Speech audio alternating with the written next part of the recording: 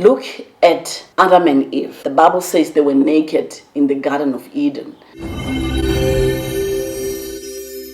Nothing to hide from each other. If you have secrets that you are hiding from each other, you can never become one.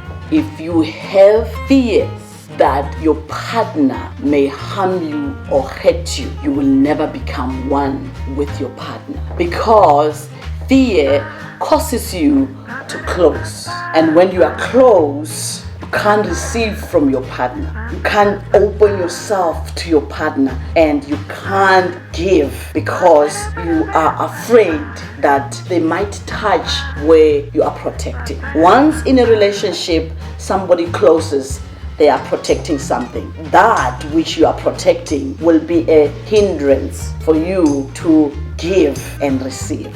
So when you are in this state, you cannot be transparent, and therefore it's going to be difficult for you to give yourself to your marriage or to your partner. Vulnerability one to another, it's a gift of love. We must break through the barrier of fear of the unknown, fear to be hurt, fear to be taken advantage of, especially if in your past relationships there has been some challenges, or in your background as a child you've been hurt a lot. It becomes difficult for you to open up, but you can overcome that and give yourself to your partner and be vulnerable, be naked without fear.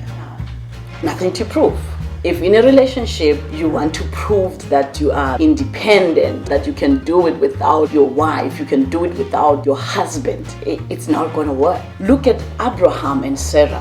When God called Abraham, the Bible says he was but one, but when he blessed him, he made him great nation. Abraham was called by God alone. He could have said, no, you know what, God has called me alone, I'm just going to do this by myself. But the promise of God was connected to Sarah. So the two had to participate in the promise of God for Abraham to become a father of nations. So there was nothing for Abraham to prove to Sarah, and Sarah also had to participate without proving a point that you can't have a baby without me.